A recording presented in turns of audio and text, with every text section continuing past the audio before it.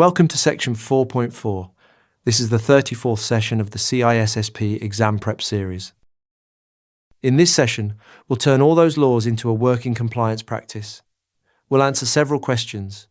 Why has the compliance landscape grown so tangled? Can a requirement bind you without being a law? What new pressure does artificial intelligence add? Who actually keeps an organization compliant? And how is compliance proven and reported? Why does this matter beyond the exam? Because compliance is where the abstract law meets your actual controls. Picture a retailer that accepts card payments, files financial reports, and rolls out an automated hiring tool. 3 very different rulebooks land on the same security team at once. Someone has to track them all, prove they are met, and report the results. That someone is often you. Why has the compliance landscape grown so tangled? Because obligations now pile up from many directions at once. An organization can face laws, agency regulations, and contractual commitments all at the same time, and those requirements often overlap or even conflict. Untangling them takes deliberate planning, not guesswork.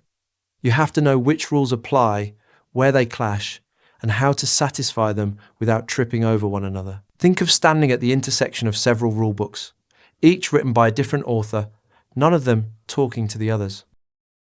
Can a requirement bind you without being a law? Absolutely.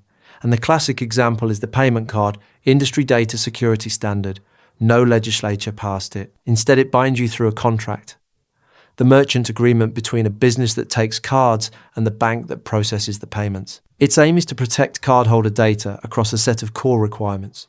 Things like securing networks, protecting stored account data, encrypting data in transit, restricting access by need to know, and testing security regularly. And it reaches beyond merchants to any service provider that stores or handles card data on their behalf. Picture a private club's rulebook. You never voted on it, but the moment you sign the membership, you are bound. What new pressure does artificial intelligence add? A fresh layer of compliance built around fairness and transparency. As organizations rush to adopt automated decision-making, new frameworks demand that these systems be explainable and free of hidden bias. If a model produces unfair or discriminatory outcomes, the organization can run afoul of anti-discrimination rules. So the obligation is not just to keep data safe, but to keep the algorithm's decisions defensible. Think of an automated loan reviewer. If it quietly disfavors a group, that is now a compliance problem, not merely a technical bug. Who actually keeps an organization compliant? Dedicated compliance specialists, because the work never stops. Many organizations employ full-time staff whose whole job is tracking the shifting regulatory environment. They monitor controls to confirm ongoing compliance. They coordinate audits, and they handle the reporting obligations the organization owes. This is not a set-and-forget task. Rules change, the business changes, and the two keep colliding. Picture a lookout who watches both the horizon and the deck, spotting new rules and new risks before they become violations. How is compliance actually proven? Through audits performed by several different parties. Your own internal and external auditors may review controls, or a regulator and its agents may come in directly. As an example, financial auditors might test the information security controls behind financial systems to satisfy corporate accountability law. Some standards go further and require that you bring in approved independent auditors who report their findings straight to the regulator. Think of it as an inspection. Sometimes you check yourself, sometimes an outside inspector arrives, and sometimes the rules dictate exactly who that inspector must be. How is compliance reported once it is proven?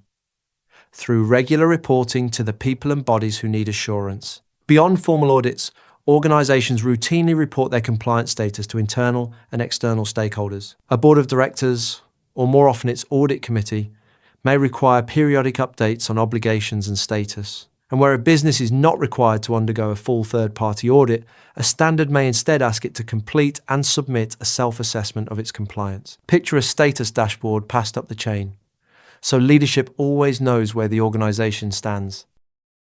So let's bring it together. The compliance landscape is tangled because laws, regulations, and contracts stack up and overlap. A requirement can bind you by contract alone, as the card data standard does through a merchant agreement.